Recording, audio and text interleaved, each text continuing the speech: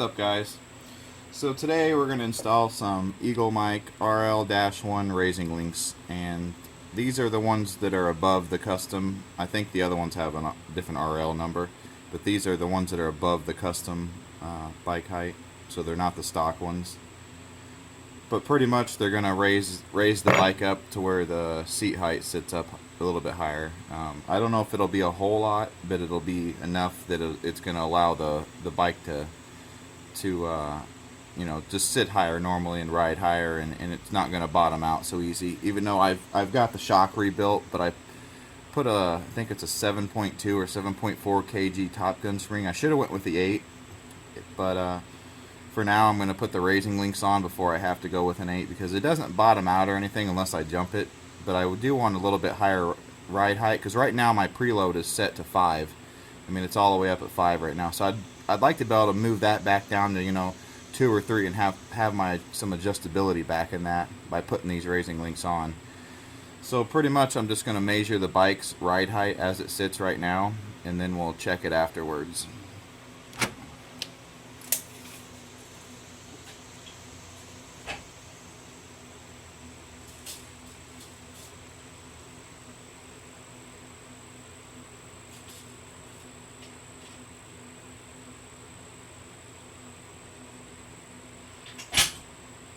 Alright, so right now it's right about 36 inches or 3 foot for the actual height right in this area where you sit. So that's going to be pretty much the height of, you know, like if you were tall enough for this bike, if you had a 36-inch inseam, this wouldn't be no big deal to you. But right now I'm sitting at pretty much a 30-inch inseam. So it's already 6 inches taller than my height, but since I'm a little bit heavier, I can still reach the ground just fine. But I'm going to go ahead and put these on and see if I can get my preload back down, adjusted from 5 back down to, you know, 2 or 3 or somewhere in there.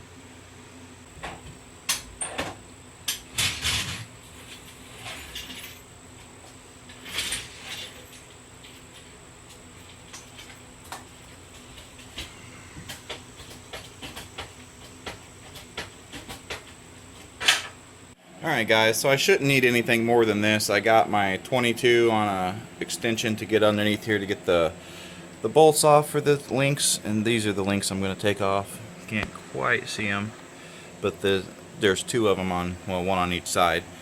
And pretty much got a hammer and a punch. I shouldn't really need this punch, but the hammer, but the punch I'll just use to push the bolt out.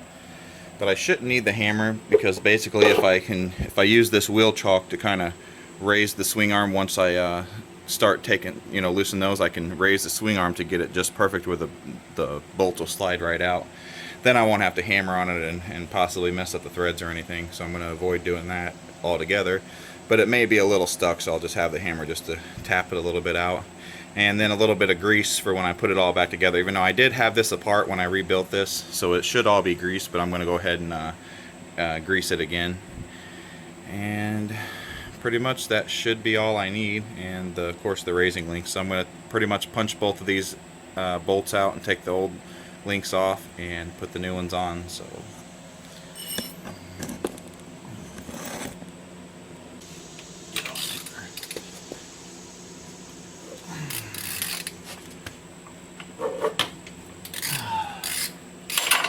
alright, there's one loose.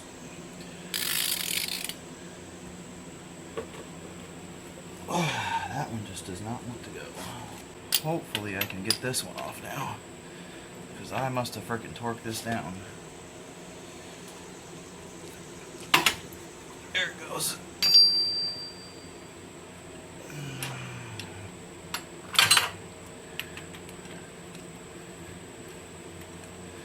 Alright, so now they are loose. Finally. They're sliding right out. Alright, there's the first link. So we'll kind of do a comparison of the old and the new.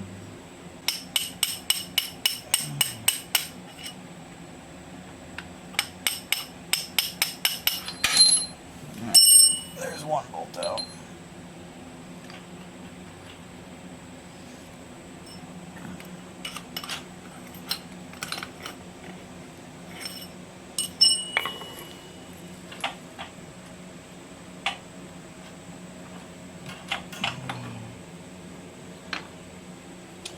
here's the second one. Okay, so after a little bit of looking this up, I finally figured out that I was wrong in the beginning. So I really didn't say nothing about it, but I was thinking that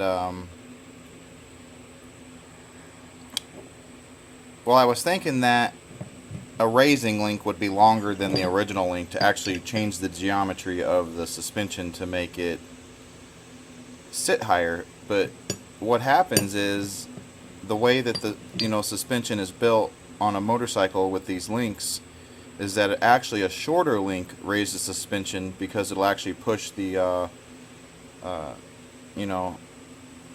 the suspension down more, effectively raising the rear end. So if you kind of look here,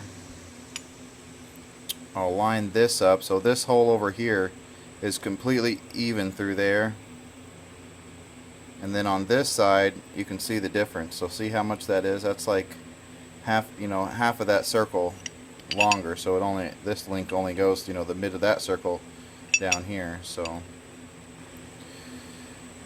you can see there the actual difference there, as opposed to over here where it's even. So the new link is actually shorter than the original link. So these are now effectively lowering links for me instead of stock links.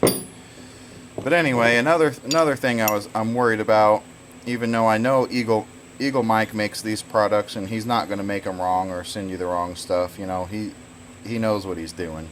So I'm just questioning this for my own question. Like on these, they're even. See, there's no recess here, no recess, no recess. This is the other side where the bolt head sits in this recess. It's flat on the inner sides, but on these two outsides, the bolt sits in this recess on this one side. Well, on these, there's neither one of them. And actually, if you stack these up next to each other, the new ones are even bigger than that, just a tad taller than these originals. And so I'm hoping they inset this bolt on this side of here so it misses the chain. So I don't know what's going to happen now that I put this on there and this is not the same as this where it's recessed in. So I'm hoping Eagle Mike knows what he's got going. I'm sure he does, so we're just going to go ahead and throw them on like we know what we're doing. But anyway, there you go, a little bit of comparison from old to new. I learned something. I assumed raising links mean they're longer and they're going to raise the bike. But apparently raising links are shorter than the original, so the shorter link's going to raise the bike up. Alright, so now I'm going to get back down here and start putting this stuff back together and see what happens. Alright, so now I'm going to go ahead and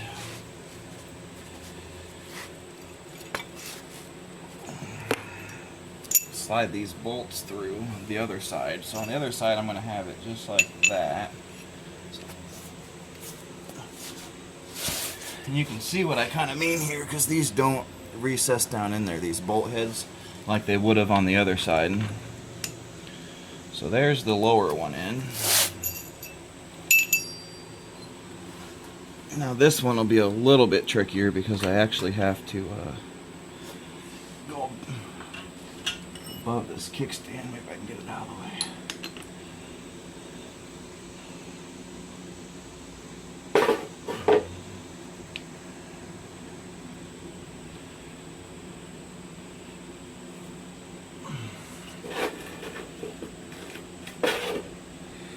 Alright, so actually now I'm going to have to raise the lift up a little bit higher, because now the suspension travel won't go low enough for the shorter links.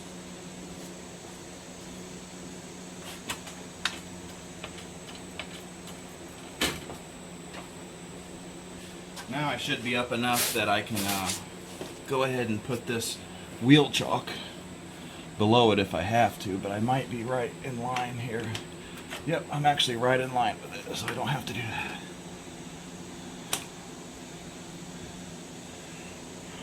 Alright, so there's that one in on that side. So now I'll go ahead and put this side in.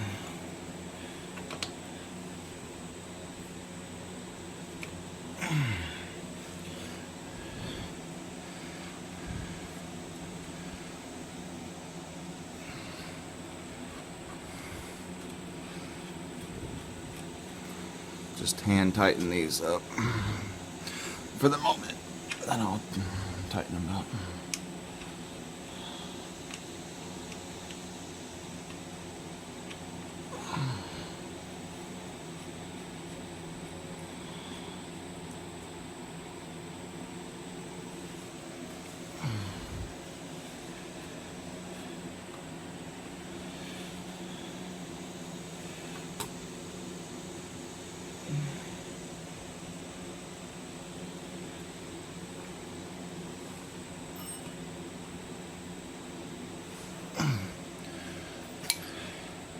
Alright, so now we'll see if we can get them to start snugging up. I may have to go put a wrench on that other side if it starts spinning.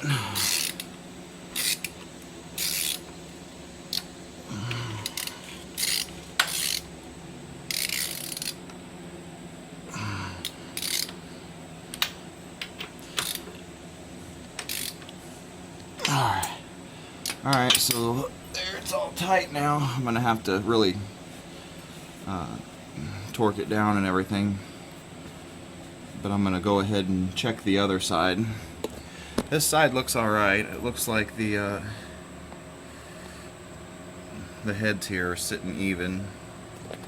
I know it's dark under there, but they're kind of a little bit better. But anyway, the bolts are sitting even now, so we'll take a look at the other side. Maybe I can show you what I was talking about.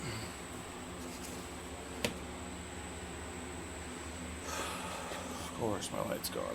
Alright, so I'm going to try to show you what I was talking about over here. This is where that recess was, and this bolt head actually recessed into the other bracket so that this wouldn't hit it. But as you can see, somehow it doesn't still hit it, so I guess that's alright. It's not going to hit it at all. And that one's, of course, out of the way. So now I'm going to go ahead and tighten that up permanently on the other side, and we'll take it down and take a seat height measurement to see what actually happened. But I need to take my preload.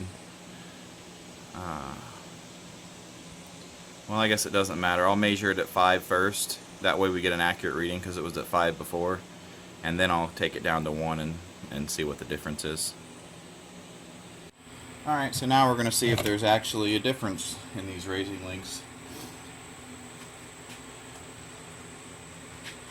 Yeah, it looks like it's sitting higher.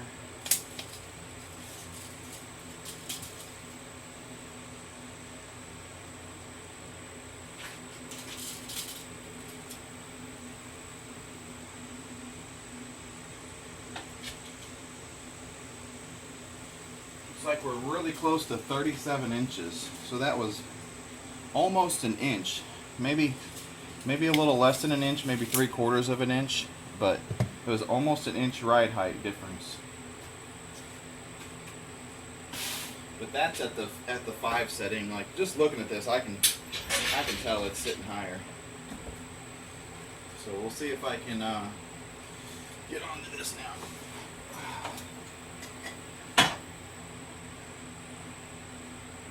Oh yeah, it's sitting higher. That's for sure. Not a whole lot of a difference, but it's definitely higher. So now I think I'm going to go ahead and put my preload down and see what that'll do. How much the preload actually changes it now, because I can go lower now.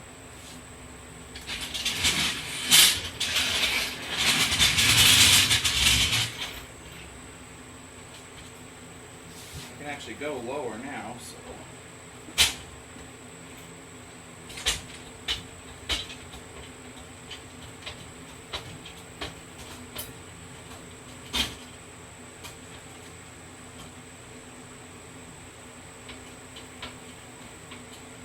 just FYI, if you're ever adjusting the preload on here, you got to have it up on the lift.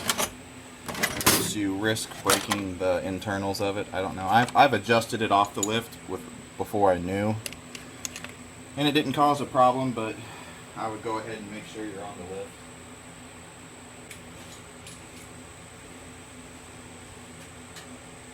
And there's only one way to go with it, so if you're adjusting it, turn it to the right always. Don't never try to turn it backwards. Because what it'll do is mess up those internals and you won't be able to get it adjusted. So you want to go 1, 2, 3, 4, 5, 1, 2, 3, 4, 5, 1. So now I'm back down to a 1 with just that clip there. So we're going to lower it down and see what kind of ride height it has at 1.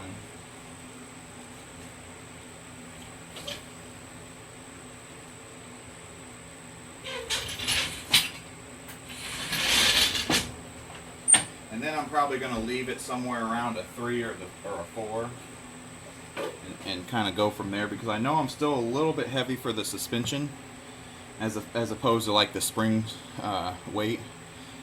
But with these links and the preload, I should be able to get it pretty dang close to what I need to be at. Alright, so we'll go ahead and measure this and see where we're at.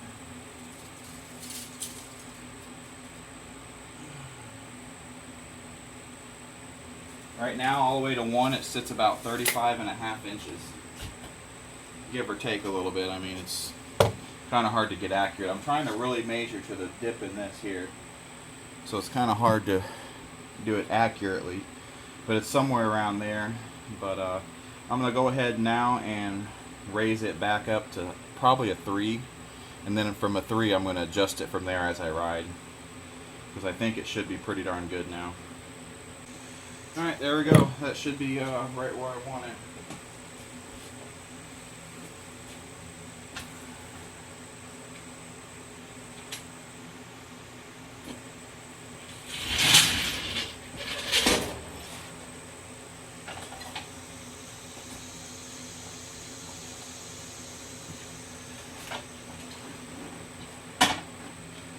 Yeah, that feels pretty good right there.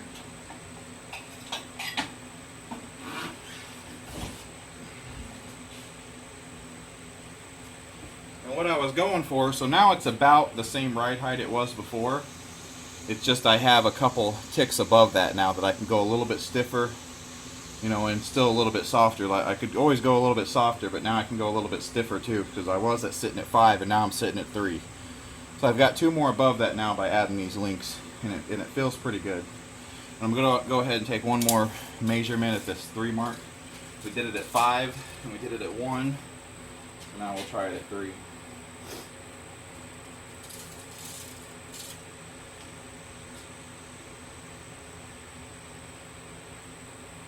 It's right about 35 and a half to almost 36. And I think we started out with like 36 completely maxed out with no links. But I'll have to look at the video. But anyway, I think that's pretty good, and definitely going to be a lot better riding now. More adjustability. So thanks for watching, everybody. I appreciate it.